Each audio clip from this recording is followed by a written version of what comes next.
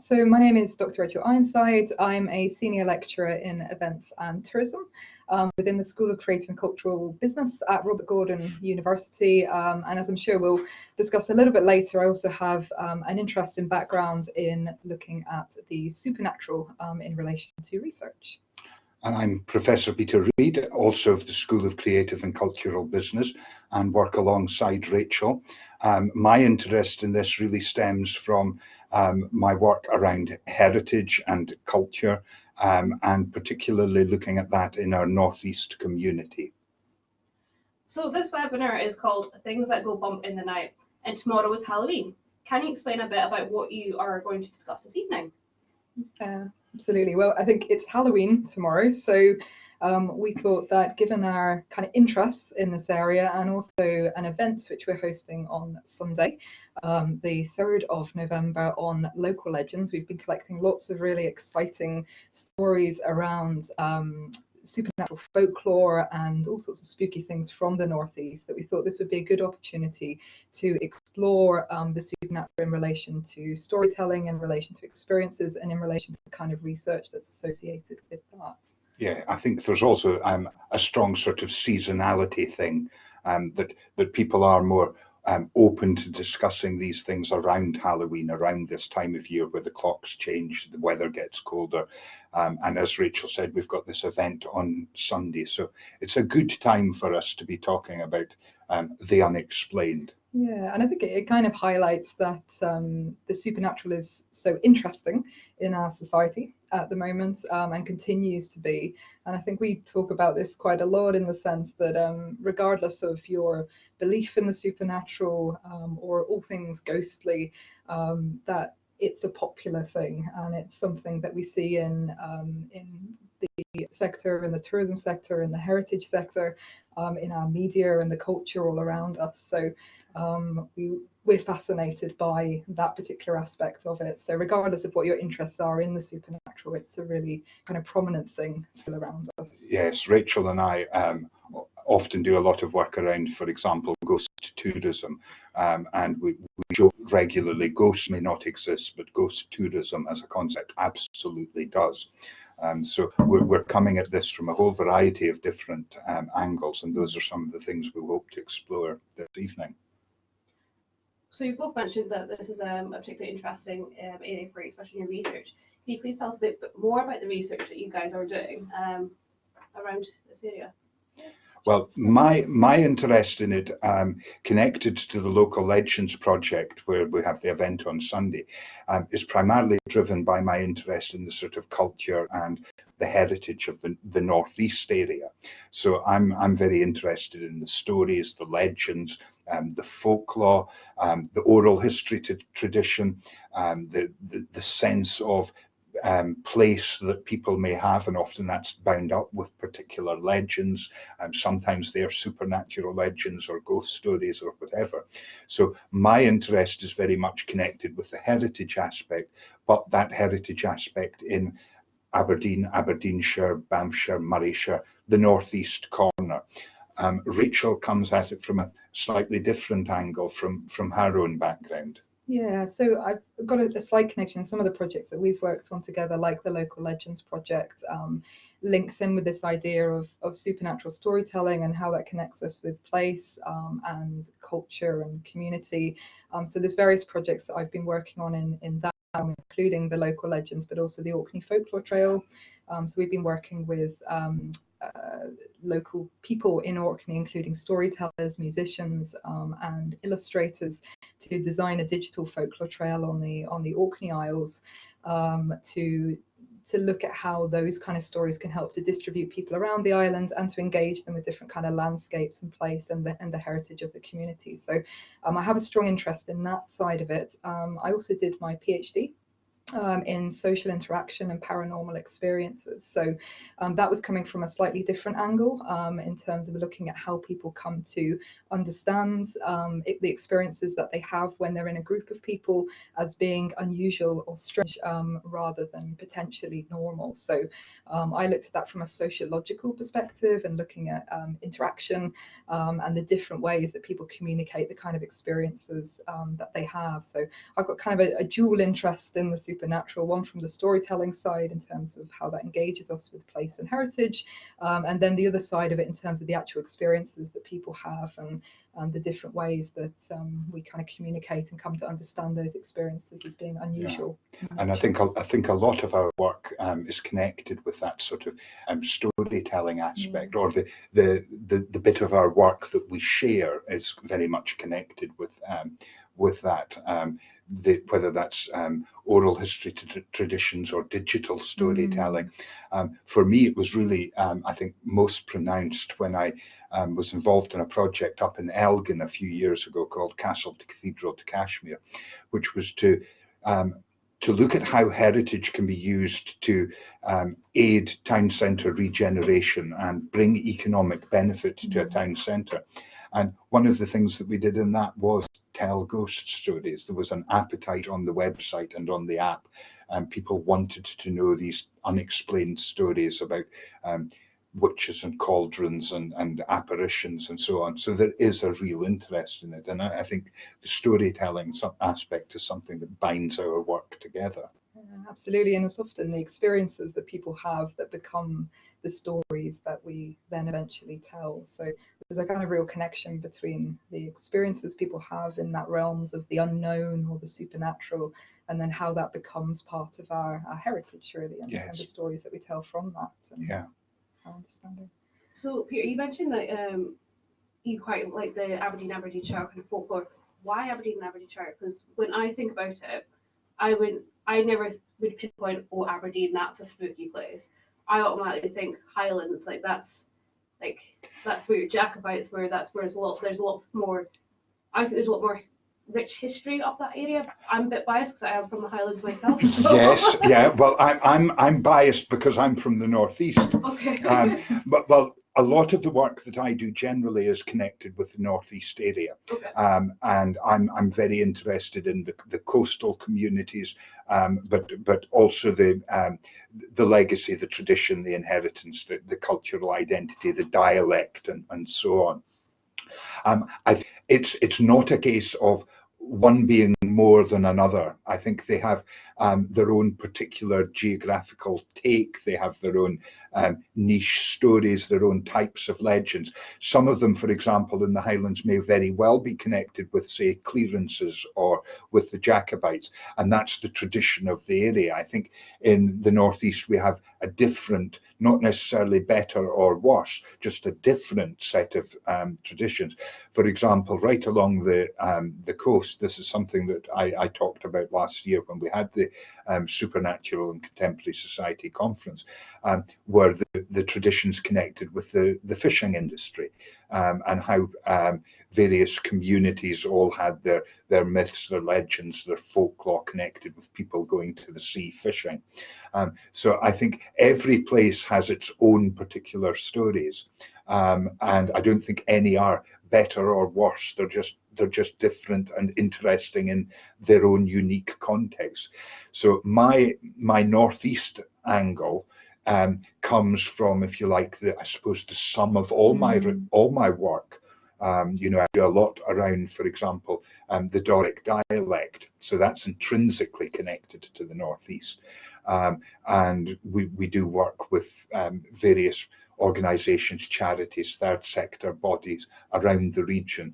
So as a born and bred Banffshire loon, then that's why my interest is Aberdeenshire northeast area. And I think it's sort of fair to say that we maybe don't promote our ghosts as much as other places do around the UK and further afield. But I think certainly what we've found in the we've just been collecting stories for about a month now, 3 to 4 weeks. And the range of amazing stories we've had to come in, and we've sort of themed them in our exhibition for Sunday around different kind of concepts, I suppose, in the supernatural. So we've got, one of the clear things that comes through from the northeast is the ghost stories attached to castles and heritage sites. But then we've got some really interesting ones, including certain places that aren't necessarily a ghost or a supernatural being, but are more attached to a feeling or a strange kind of sensation. Yes, I mean, we've collected 3, I think, really good stories one that happened on King Street in Aberdeen, one that happened out at Leith Hall in Aberdeenshire, and one up in Glenlivet. And none of them are what you could describe as stereotypical ghost stories. They are not stories of apparitions or things that went bump in the night. They are just feelings that people had at a particular time in a particular place, of that sort of visceral affective reaction that they had to something that they've remembered over many years.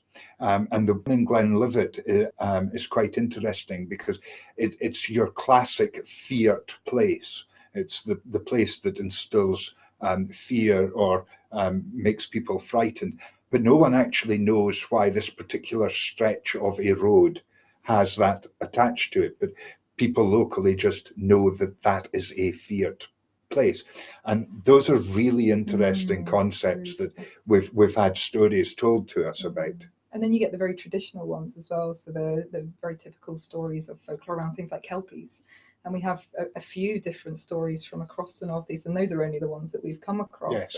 That this is this very sort of traditional Scottish folklore character, but actually we've got that in the Northeast as well. But you maybe wouldn't know about that unless you do a little bit digging into the yes, the I mean, we've got Loch Mick, we've got Braemar, we've got elsewhere St Vegans as well, and the Kelpie is a very traditional Scottish story, and it was fascinating for us, being interested in storytelling, to have the Northeast Kelpies, if you like. Yeah. And we've recorded those. I think we've got 3 Kelpie related stories that people have submitted. And of course we're as interested in the way people tell the story.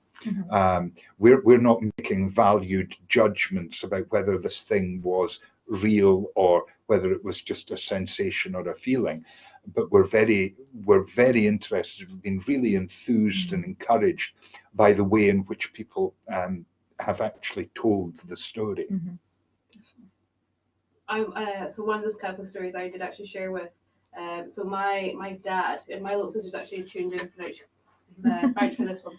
He's very kind of a practical man, very, and he loves these kind of stories. But the Kelpie story he told me, I'm still very scared to actually walk around Loch Mick in case this thing gets me. But I know it's very unlikely, but it's still, it could happen. Yeah, but I think that's something that's come through in a lot of the stories, that people haven't necessarily seen something or heard something, but they are aware that this place is associated with. And that's been a lovely part of the gathering of the stories. And then, as you say, how it impacts your interaction with that place as well. So you mentioned the Kelpie story. We've got the one from Cove Bay of the Loch Lorriston and the ghostly monk.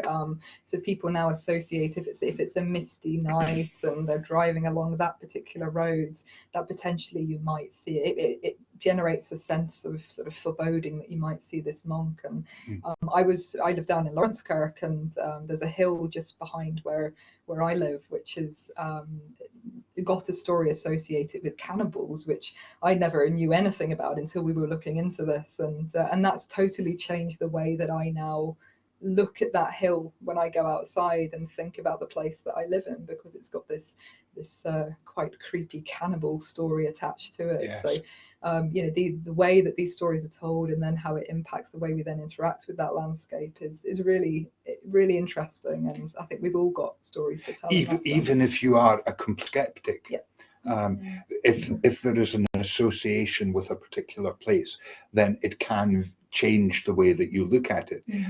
We have a story about, I mentioned a second ago, about Leith Hall, and that's interesting because the story is more than 20 years old, 20 or 25 years old, but that person is still wary of turning that corner in the house because 25 years ago they had an unpleasant feeling there. They can't explain what it was. They didn't see anything. They didn't hear anything, but they had that feeling.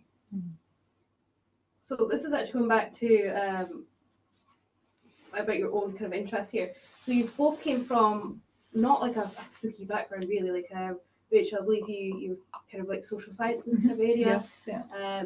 Your kind of cultural area. So what actually really drew you into going into like the supernatural experience? What kind of sparked your interest into getting those kind of stories going? I mean, I think I've always loved supernatural stories. So from being a fan of any kind of horror films or TV shows around that, I always used to watch Strange But True and things like that on the telly. And I was always fascinated when I was younger with those. But I was also interested. I kind of was a student at the time that the TV show Most Haunted was coming on, and that was kind of a real kind of new current thing at that particular point in time, that these people were going into these places, and whilst it had been done before, it became a much more sort of popular cultural thing. So when I was a student, I became part of a group doing paranormal investigations in the Northeast. So we would go into buildings and pretty much do what Most Haunted would do. We would go in video and in a more skeptical way in a lot of ways, that we would look into the history, look into the stories, and then see what we could find out about these experiences that people were having. And through that experience, I became really interested in the collective experience. So when you're with a group of people, what does that mean in terms of the kind of experience you have and the way that you then start to interpret those experiences, and how are those experiences become part of the kind of collective experience rather than just an individual one. So that kind of really inspired my PhD research, and then moving on from that, looking at again how that translates into the kind of stories that we tell. I think I probably came at it from a slightly more skeptical perspective, but I've always been interested in, for example, going around castles, and no self-respecting castle does not have its ghost or its unexplained phenomena. And I suppose the heritage academic in me, or the cultural academic in me, was always curious about that. You know, is it just simply a very clever, cunning marketing ploy that we have the Green Lady in the bedroom upstairs, or Mary Queen of Scots, an apparition of Mary Queen of Scots is seen here. And I suppose it grew out of that. But also, I have to say, you know, coming from a Murray Firth fishing community where superstition and folklore is ingrained in people's souls almost. I was aware of many of these things from a very young age, and I can hear my parents probably saying, "Well, we don't do that because," and actually the because was because my granny said that it would bring bad luck. You know, there was nothing more profound than that.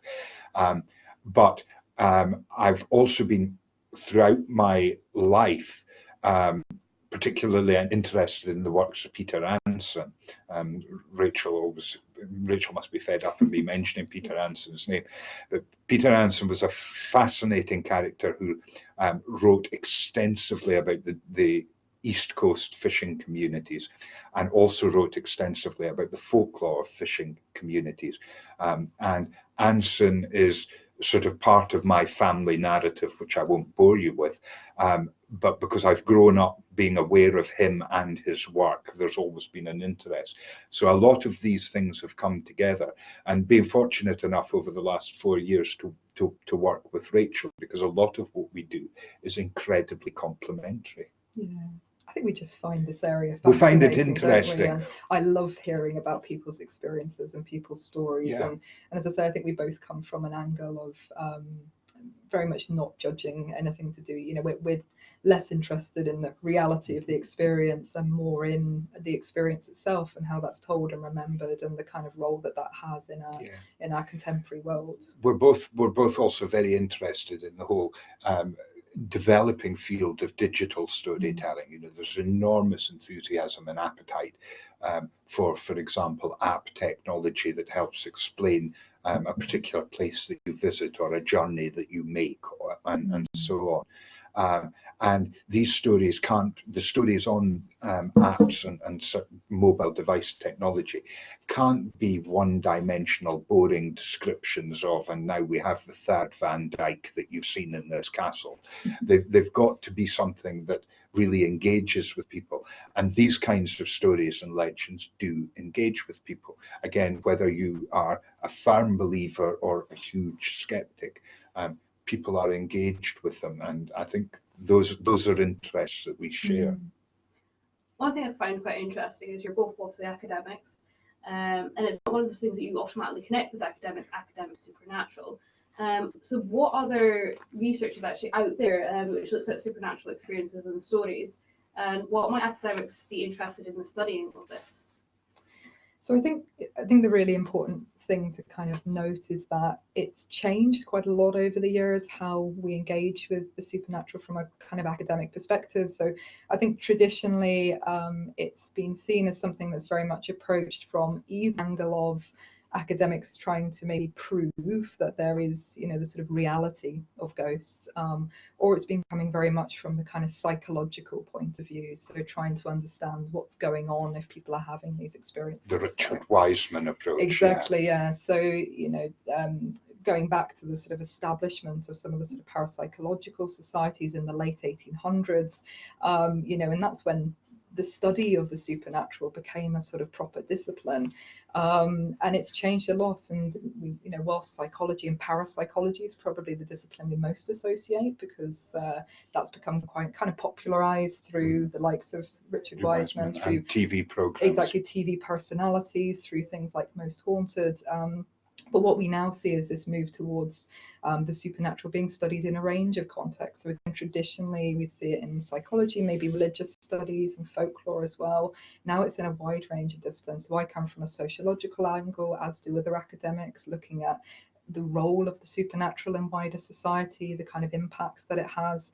There are academics that look at it from an anthropological perspective, even an ecological perspective. There's academics looking at how supernatural experiences can potentially help us to engage with the world around us in ecology and have those kind of experiences. And then if we look at it from a sort of more cultural perspective, there's academics looking at it from film and media and journalism.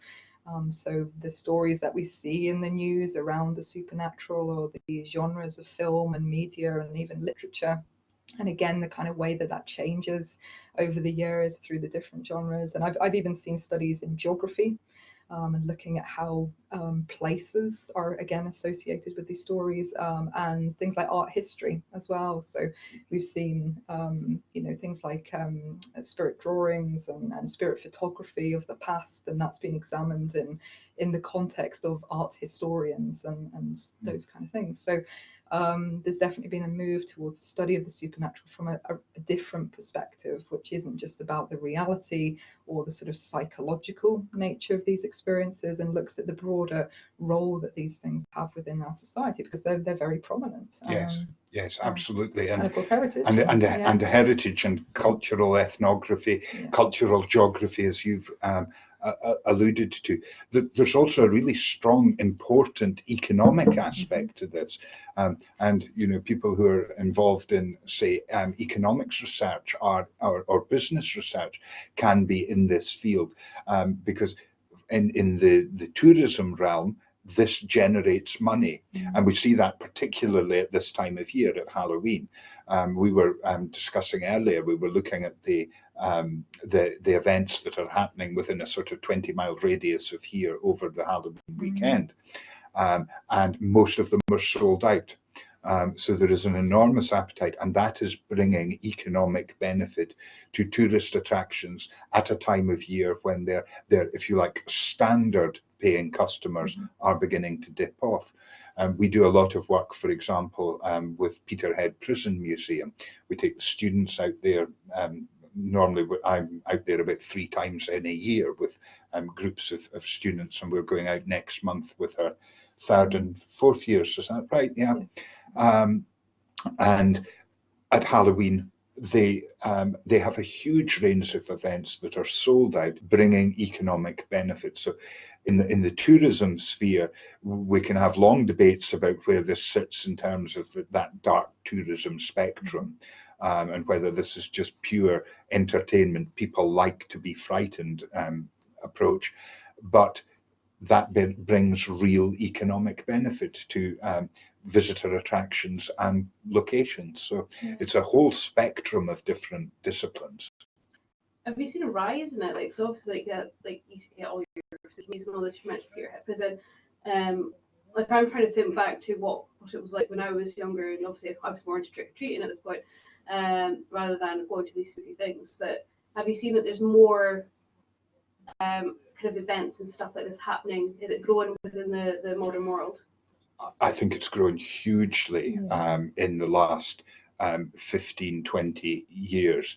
And you can argue the pros and cons of how it's grown, and whether that's good or bad, and whether it's grossly commercialized, and whether it's even been dominated by sort of American culture taking over other cultures. But I think it's absolutely grown for a whole variety of reasons. The thrill-seeking market is very big and continues to grow. Technology has changed the way in which we approach these things on a whole variety of different levels, and many of the tourist sites that we were speaking about, we would have got to a point round about the tatty holidays for most of them, and that would have been them closed for the winter. Well, it's no longer economically viable for attractions to be shut for half of the year. So this is a means of extending their season, diversifying their market, because the people who go, for example, to do a ghost hunt at, say, Crathis Castle, they're not necessarily the people who will go round and do the tour on a normal Sunday afternoon. So it has grown, and I think grown in positive ways, and grown in ways that maybe we couldn't have predicted 15, 20 years ago. Yeah, I think that's it. I think the diversification is where it's, we've now got such a wide range of different ways that people engage with the supernatural. So we mentioned technology there, and I think social media has been played a significant role in that. We were talking about the Slender Man phenomena earlier, and that's a very contemporary legend, or a sort of recent legend that has simply emerged through technology and the use of social media, and how that legend was then grown, and people were creating images about that legend and sharing them online. So these different sort of social environments that we're operating in lend themselves to the growth of these particular things. And then, as you say, from a tourism perspective, there's a huge diversity of different ways that we can experience these things. So we've got the sort of traditional ghost walks through to, you can now go and spend the night in a castle and do a ghost hunt. Like, I think it was Crathis that were offering the ghost hunt locally, through to ghost buses. I've even seen ghost boats that you can go on in different cities to kind of learn about the stories. So there's a whole sort of range of different ways that we can now experience these stories. And whilst the stories have existed for a long time, hundreds of years, it's the way that we're maybe engaging with those things which I think has changed quite dramatically. One thing I've actually noticed over the last few years is these experiences, quite a lot of them have actually been targeted at younger people. Mm-hmm. So, for example, I don't know if you guys have heard of Carnival. Yes. Now, I got given the pleasure of taking my 12-year-old niece to this, and I don't know if either of you've been to it, but you walk through like a haunted house style thing with things just jump out at you. My niece cowered and cried the whole way through. But do you not think that with things targeting at something like a 12-year-old child, like I think the majority of the people there were under the age of 15. Do you think it kind of almost like desensitizes them, or is there? Yeah. I think there is an ethical issue there, and I think that's an ethical issue that the events organisers or the property owner or whatever, they have to work through and make the judgment for themselves. I wouldn't stand in judgment personally on that. There was actually a very interesting programme on Radio 4 this morning about why some people love being frightened and others are terrified of it, and it viewed it from a sort of psychological perspective, and it came up with quite clearly different categories of people, and why they may be susceptible to enjoying that or hating it. But I think you raise a really important question about the ethics, dare one even say it, the morality of how some of these things are done. And certainly with our students, when we are talking about things on that dark tourism spectrum, there are enormous ethical and moral questions, particularly when you are on the darker end of the spectrum, and that's nothing to do with the supernatural or ghosts or apparitions. That's to do with really highly sensitive sites where perhaps mass murder or a great real tragedy has taken, and how you have to deal with that and present it to people who visit. So I think this area actually has lots and lots of moral and ethical questions. Yeah, and I think there's a very different sort of scale again in the way that these sort of experiences are offered. So you've got the kind of carnival end or the scare attraction end. I mean, I was at one in Blackpool on Sunday. Oh, got a knock at the door. That was our ghost, folks. Ghost, yeah. So yeah, we've got that sort of level of scare attraction, and then you've got perhaps the more kind of traditional forms of ghostly storytelling. And I think we were talking about this earlier, that ghost stories have long had a particular role in our society, which is often to provide morality tales. And for young people, they've often engaged with ghost stories because it teaches them something about maybe the way that we should behave or what we should avoid doing in the future. So if you do this particular thing and you wrong somebody or you behave in a certain way, then you might end up becoming a ghost and coming back to haunt, Yes. you know, or be haunted yourself, Yes. you know. No eternal rest for you. Yeah. So I don't think there's anything, I mean, I think young people have always engaged with kind of ghost stories to some extent, and I don't think there's necessarily something wrong with that. But as Peter was saying, there's ethical issues in the way that these stories are, you know, provided, particularly commercially, to certain people. Yeah. So we have spoken a bit about castles and like destinations that have haunted statuses, and you have talked about the what's the word there? The benefits that they have. Do you think these stories can be of value to the places? Like, what, besides from the ecological advantages that it has, what other advantages does it take to have these kind of stories? Yeah, well, I think there's the economic side of it, but again, the area that I'm very interested in is how it teaches us something about the past or the places that these, you know, we were saying before that we would speak about the morality side of stories, but often they also are set within a kind of a sort of social or political landscape at that particular time. So they might reflect many of the stories that we've collected around the lady ghosts. We've got a panel that's about sort of our ladies of the Northeast and the white ladies, the green ladies, the pink ladies, the grey ladies, which often haunt our castles. And many of those stories relate to the way that women were treated in the past and what happened to them as a result of that, and usually then coming back to haunt the place because of the wrongdoings that happened to them. So, you know, often these stories tell us a lot about how society was and the kind of history and connections to that. So I think there's a real advantage for places to tell their stories because it is engaging. We're interested in it, and it's a different way of telling history and heritage. I think they're also in some cases really important markers of historic events. They may not be real, but they are commemorating something that is perceived to be really significant.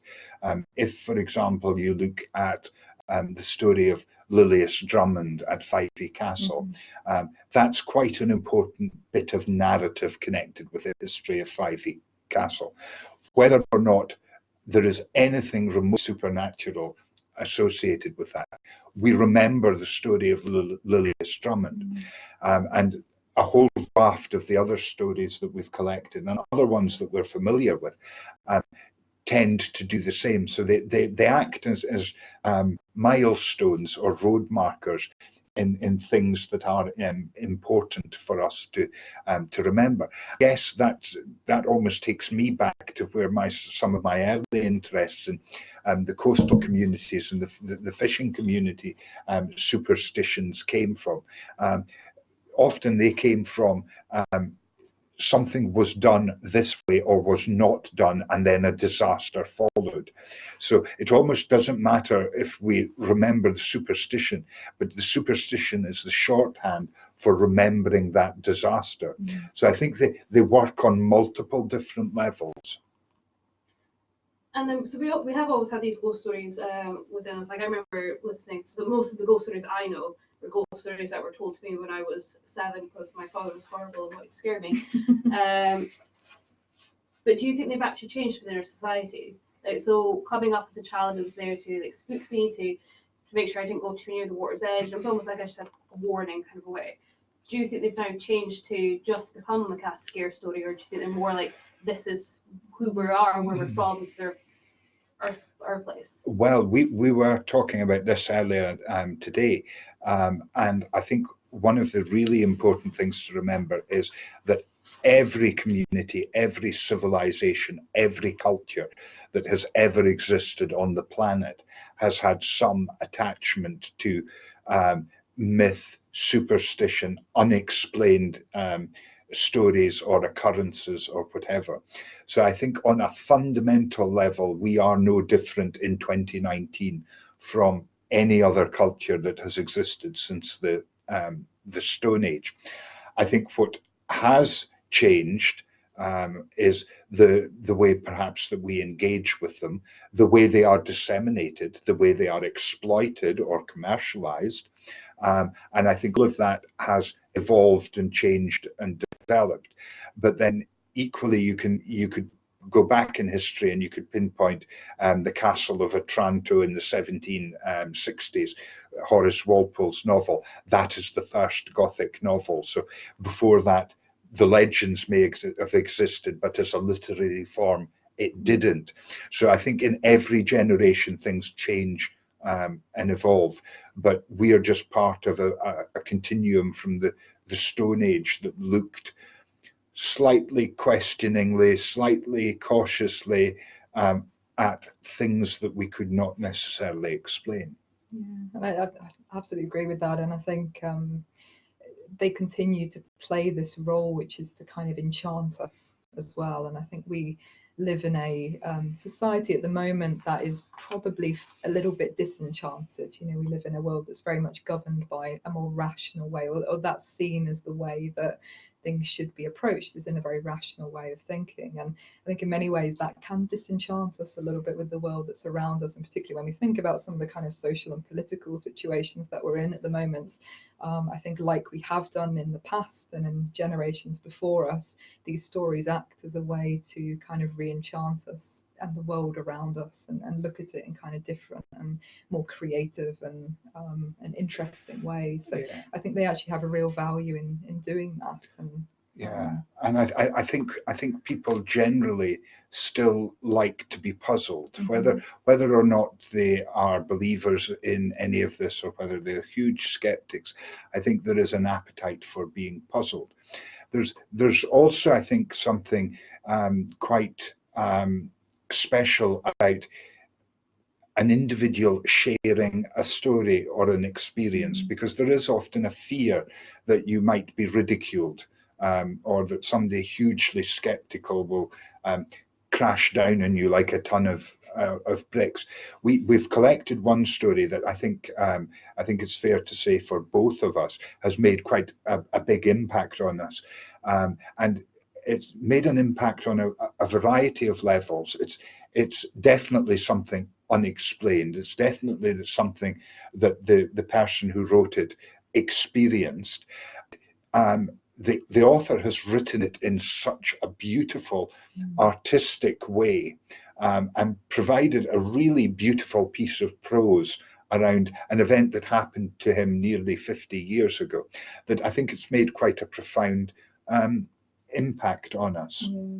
I think we were saying that it's this sense that, you know, I think it's sometimes forgotten that these stories and these experiences are actually very common. You know, we talk about them as being extraordinary or unusual, but you know, the statistics still show, the surveys that are done, that over half of the people in our society still have some kind of supernatural belief, regardless of the fact that we do live in a more rational society, that at least a third of people have had some kind of experience, which could be any kind of experience, not seeing a ghost, but maybe just a strange feeling or deja vu or superstitious beliefs, things like that. So as you say, there's something about the world that we live in at the moment that maybe is making it a little bit easier for people to share these stories, and maybe that is social media, maybe that is just a bit more acceptance that these are something that people do experience, and that's kind of okay to talk about. But I think that's what we found so kind of enchanting, I suppose, about that story that was shared with us, is that this was from 50 years ago, 1971 or thereabouts. So potentially this is a story that's been kind of bottled up for so many years, and then being able to hear that story and share that story is quite special. So I think stories still have a value that's kind of unchanged in a way from the years and years they've been around. I mean, we were speaking about this today as well, that obviously at Halloween these are very much to the fore, these sorts of stories, but there's a long, very honourable, glorious tradition of the Christmas ghost story, you know, going back to Dickens, but wonderful people like M.R. James, who the king of the Christmas ghost story, and I think there is pleasure for people in writing them, and certainly we've seen that with the story that we've talked about that's sort of impacted and moved us, but there's great pleasure in reading them. It's maybe just an escapism thing, but it's bound up with all those societal things that Rachel's just talked about. So we're actually just coming to the end, guys, of this. If you do have any questions, please start typing them. I've got a couple of my own questions, but I'm just going to mention again that you have an event coming up on the 3rd of November, if that's right, where you guys can actually see some of these stories, read some of these stories. Do you want to tell us a bit more about that? Yeah, we certainly can. So it's the event is part of the ESRC Festival of Social Sciences. And it's called Local Legends, Folklore, Culture and You. It's taking place this Sunday, 3rd of November, between 12 and 4, and people can come at any time during that 4 hour. It's a sort of open exhibition, and we'll be exhibiting. We have just under 40 stories, I think, exhibited, something like that, on different panels that we've kind of themed around the stories. And then in addition to that, we're also going to be talking through small video clips about the social sciences and how these kind of interact with the study of folklore and legends. And we've also got a family activity as well. So if anyone's got children, they can come along and take part in learning about these stories, and we've got some sort of creative activities around that as well. And that's at the anatomy rooms on Sunday, and you can actually access some of the content on the website, which is localfolklore.weebly.com. I will share this with you guys in the email tomorrow, so you don't have to. No rush for pen and paper just now. But I'll share the link with you for the website. There is some very interesting stories on there. I have spent a wee time on there myself. And I think one of the good things about the website, and indeed the stories that we've collected, is that we've got a handful of stories that are in Doric, and it's lovely to have them in the vernacular as well as in English. So we're just going to wait for some people to ask those questions. As I said, please just type them in the box. But I also have some questions of my own. So you have been gathering these stories from the Aberdeenshire areas. Have you came across, besides the one you mentioned about 50 years ago, have you came across, like, have you got a favourite folklore tale or favourite? Is there one story that's popped out for you and you think, I want to go to that place now and see, like, experience it for myself? Or well, I went to one of the places. I've been at quite a lot of the places, I have to say, but one of the stories that came in was about yard swine at Wallachurk Cemetery, and Wallachurk's at Glass, between Huntly and Dufftown, and yard swine are a particular creature that are said to live in the kirkyard.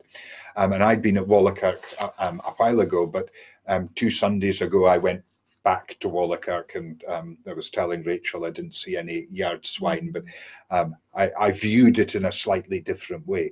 I think probably the one I quite like, the Phantom Train at Dunfale, up at Forres. That's quite a nice story. I think for me, I've always liked The Big Grey Man of Ben Ben McDooey. McDooey. I think it's kind of a favourite because there's some really good accounts. You can go onto the website to see some of those, going back quite a long way, of people having this experience and different kinds of experiences. So some people sort of experience it as a sort of ghostly figure, others as almost like a Bigfoot kind of style creature.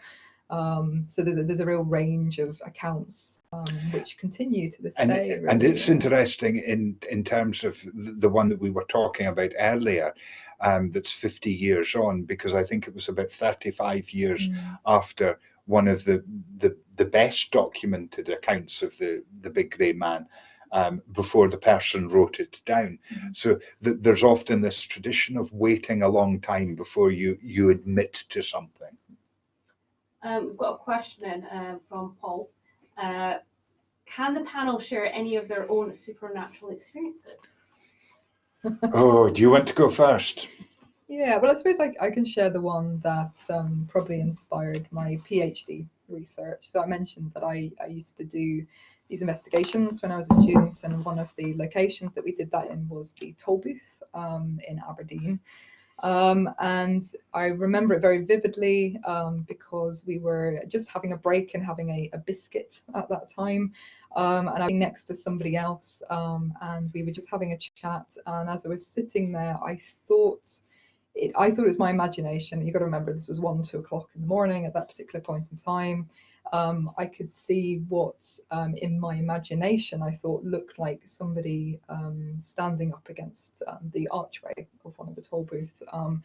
And again, I thought it was my imagination, so I didn't say anything. And then the girl that was with me turned around and said, "Can you see that person standing in the doorway?" And I sort of thought, well, that's kind of odd, because I think I can see something in the doorway. And then she proceeded to describe this sort of figure that she thought she could see in the doorway, and her description was very similar to my own. So it was somebody in sort of a baggy shirt, and it was very strange, and it wasn't scary. There was nothing weird. I honestly thought it was in my own imagination that I could see this, and it was just not for long, sort of there and gone.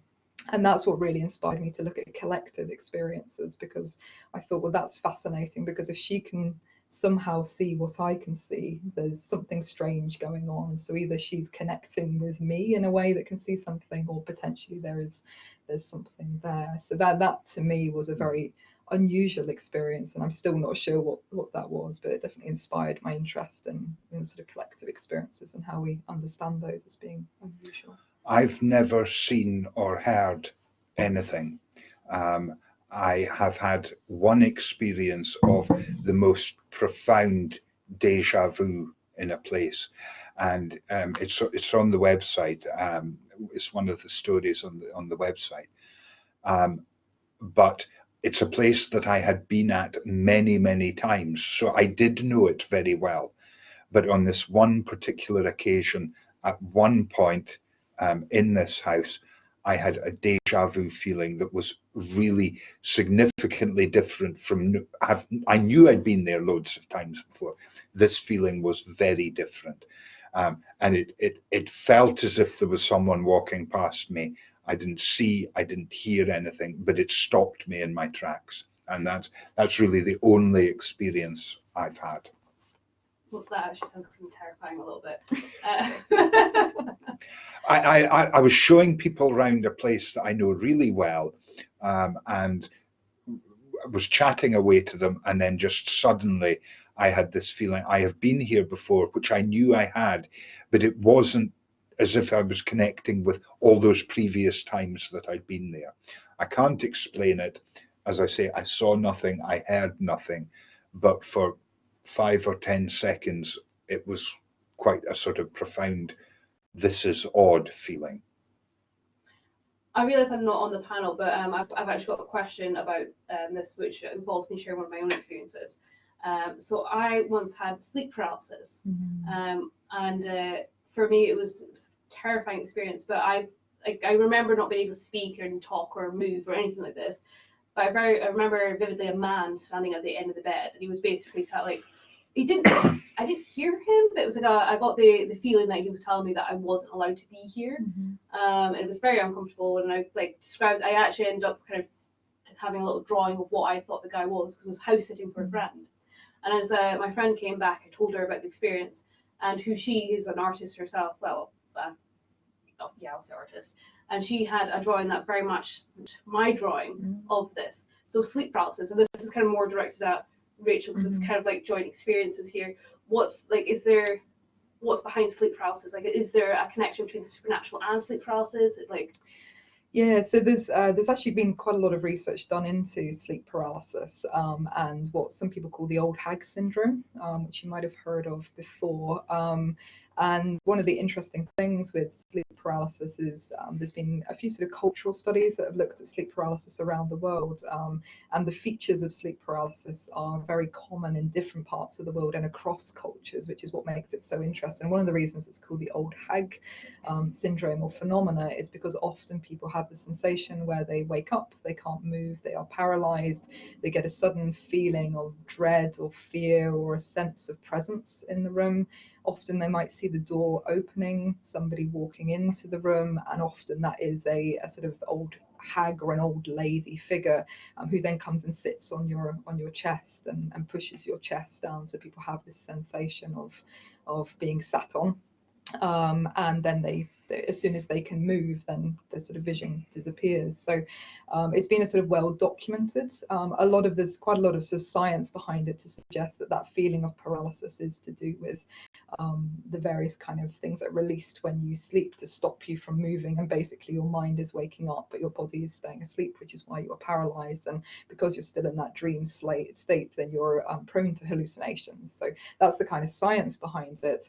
The sort of element that comes in with the supernatural is that this is something that the same phenomena is experienced, or the same hallucination, or whatever you want to call it, is experienced all over the world. And that's where some people might say that there's maybe more to it than potentially science would suggest. That's interesting. I was listening to something on the radio the other day, and there was a story about a cottage in Wales where someone had experienced exactly that. Yeah.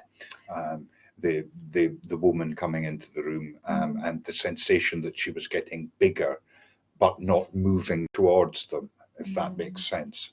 There's a great text, a book and sort of article released by a guy called David Hufford. It's called The Terror That Comes in the Night, and that's his cultural study of sleep paralysis and the different ways that people, or the similar ways that people experience that. It's a very common phenomena that a lot of people have experienced. I ended up researching into it afterwards. I've only ever experienced it once, and that was when I, as I said, house sat for her. I slept in her bed before that one night it happened. The rest of the week I slept in the room. Didn't happen after that, but I felt like I wasn't allowed in her room. It's also one of those things, if you think about it before you go to bed, you're more likely to have it. So. I don't think I did, because like I never really, like I've slept in her bed before, but she'd been there like at the same time that we take back for little naps together. Yeah, but maybe a bit of a pre-warning for the audience. Yeah. Don't think about sleep paralysis before bedtime. Could have nightmares. Sleep well. So I do actually, I've got another question here that's not quite related to the topic, but it is. I'm interested in postgraduate study on portrayals of the paranormal in the media and the haunted heritage between the UK and the USA. Is this something that can be furthered with yourselves? Get in touch. Yes, get in touch with one or other of us, and I think we could look at it. Yeah, I'd also suggest there's some really nice work by Michelle Hanks. She's written a book called Haunted Heritage, and her studies, she's actually from the US, she's based in the US. She spoke at a conference last year, and she did a study of paranormal investigation groups in the UK, and that's a really, if you're interested in haunted heritage, if you're interested in there's another lady called Annette Moss who's done a book on paranormal media.